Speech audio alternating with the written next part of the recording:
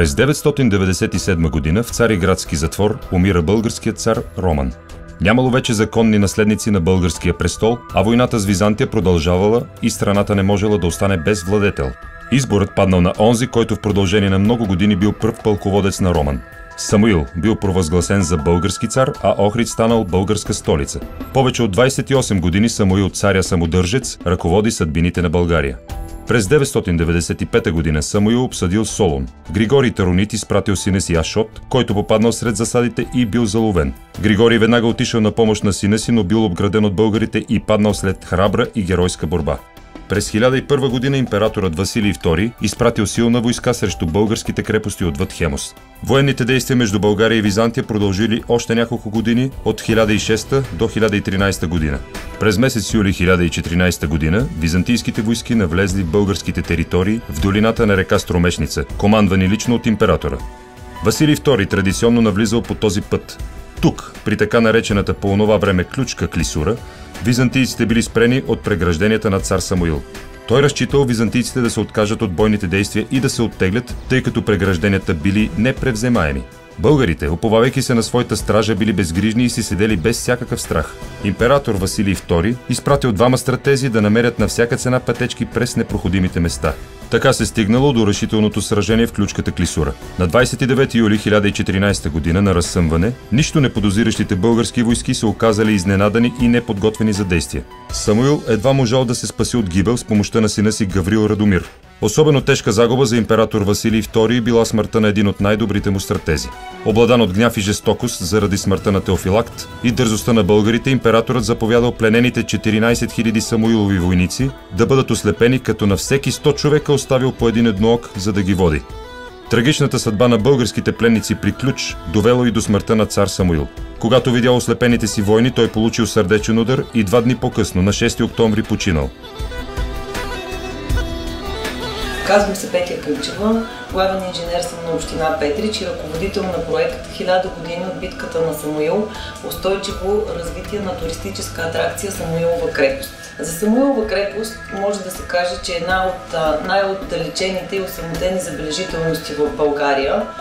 Разположена между планините Беласица и Огражден и е построена по времето на Първото българско царство. Тя изиграва особена роля в битката между Василий II и цар Самуил, така наречената Беласишка битка, след която Василий II ослепява 14 000 войници и остава на всеки 100 по един с едно око за водач. Тази битка е началото на края на Първото българско царство. От крепостта не е останало много, но археолозите са успели да възстановят част от нея. Когато преминете през реката, пред вас се изправя паметника на цар Самуил в цял ръст. Това е една величествена фигура, но на колене, не от загубата на битката, а от болката, която изпитва след загубата на своите съратници и войници. Зад паметника се намира наблюдателната кула с 4 бетонни пилона. Община Петрич се гордее, че тази историческа забележителност се намира на нашата територия и положихме много усилия за кандидатстване по различни проекти.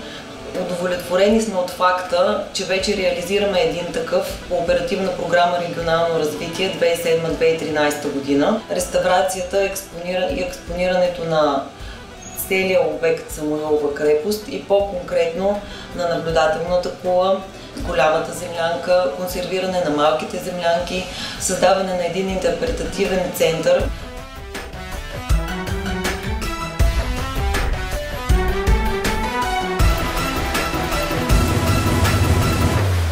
Намираме се на невисок хълм на дясния бряг на река Стромешница в ключката Клисура. На снимката виждате разположението на Самуилова крепост. Това военно укрепление е централен пункт на една доста сериозна укрепителна система, изградена в 1014 година от Самуил, с оглед да спре настъплението на византийски император. Според византийските хронисти, войските на византийски император навлизат в пределите на България точно от тази теснина. Затова това укрепление е изградено от високите подстъпи на Беласица планина до високите подстъпи на Огражден планина. От този хълм най-добре се наблюдава и се контролира движението на войските в цялата тази теснина. Цялата тази укрепителна система, единственото проучено звено, това е Самуилова крепост от 1968 до 1976 година с известни прекъсвания, теренни археологически проучвания на крепостта провежда Димка Серафимова от Регионален исторически музей Благоевград.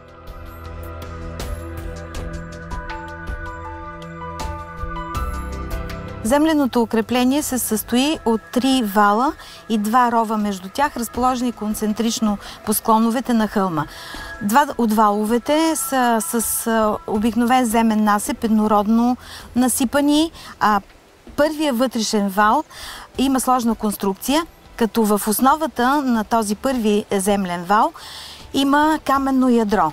Върху това каменно ядро дървени скари с напречни и надлъжни дървета и всичко това е засипано с пръс. На билото на вала, на пръсления земен насип, е изградена крепостна стена, която от външна страна е била също обложена с камък, от вътрешна страна вала също е обложен с камък. Върху тази крепостна стена е била изградена дървената платформа, върху която с стълби са се качвали войниците и са защитавали земленото укрепление.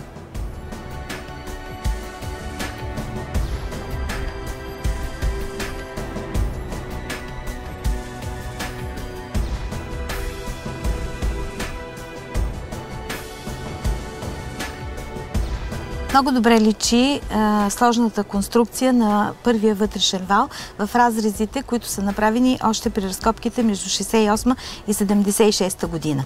В този разрез много добре личи каменната обложка в основата на вала и каменната обложка от вътрешната страна на вала. В оформения профил се вижда как е насипан самия вал и че пръста е взета от опожареното по-ранно селище, регистрирано на хълма. Виждате как пръста с въглени, тъмната пръст с въглени и парченца керамика в нея се редува с силно обгоряла пръст, която е взета от опожареното селище в вътрешността на укреплението. Съществувало преди тук да бъде изградено това землено укрепление.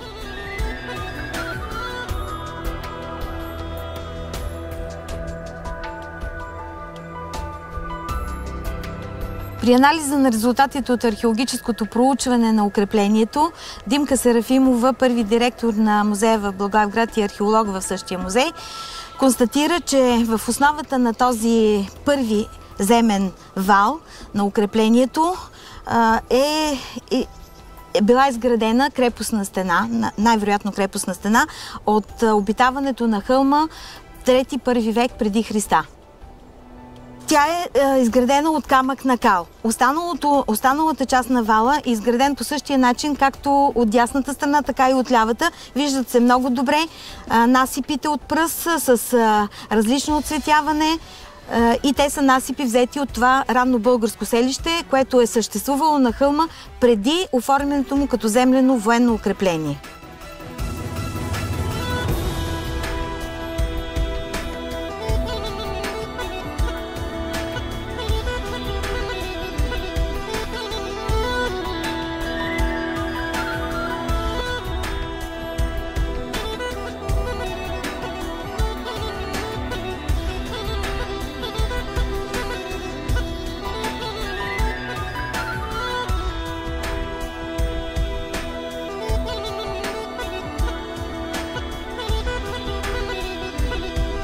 Това, което виждате зад мене, маркираните места с ограничени с бял камък и фракция, са местата на проучените жилища на ранно българското селище.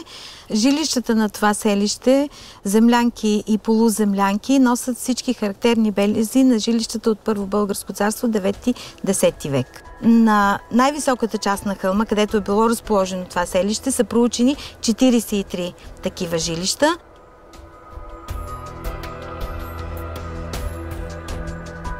Това селище от времето на Първото българско царство най-вероятно е унищожено преди един от походите на Василий II, тъй като на пода на жилищата, на по-голяма част от жилищата, в дебел пласт от пепел се намират монети предимно на Йоан Цимиски. След загиването на селището всъщност е изградено земленото укрепление.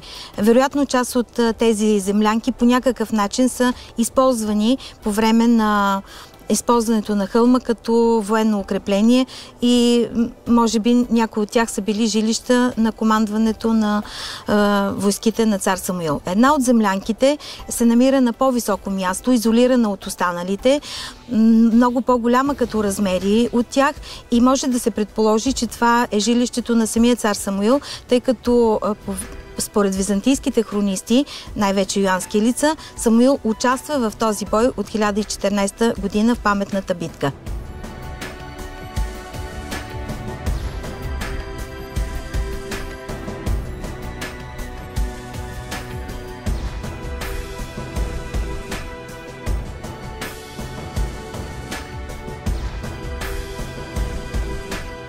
Тази така наречена от проучвателя голяма землянка заради доста по-значителните си размери от останалите, я виждате във вида, в който е разкрита в периода на археологическите разкопки. В западната стена на тази землянка виждате запазено огнище, оформено с плочиски камъни, по-близо до северозападния ъгъл. На места в пода могат да се видят и основите на дървени колове, които са носили покривната конструкция. А по стените на 4 табла може да се проследи историята на археологическите проучвания, показани в снимки, чертежи и текстове.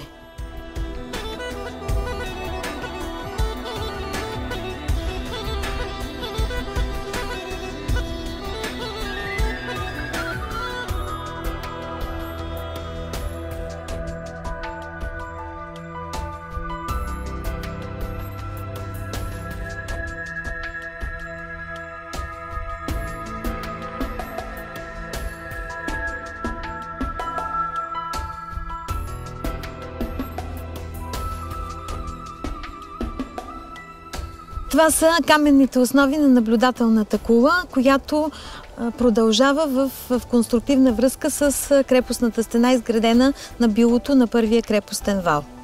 Този начин на градеж с камък и калова спойка е характерен за поселението от Първото българско царство. За това време са характерни изграждане на укрепления от валове и ровове.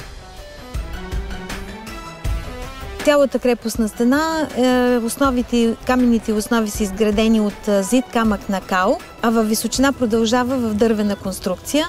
Най-вероятно тези издатъци, които виждаме насам, са оформили входа към самата кула.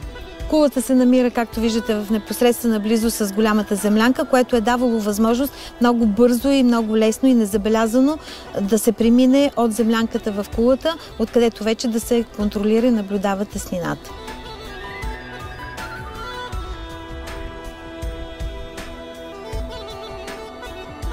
Укрепителната система или така наречената дема, която изгражда Самуил, за да затвори пътя на византийски император към пределите на България, затваря ключката Клисура между високите склонове на Огражден планина зад мене и планината Беласица. При изграждането на тази укрепителна система са използвани всички дадености на природния релеф.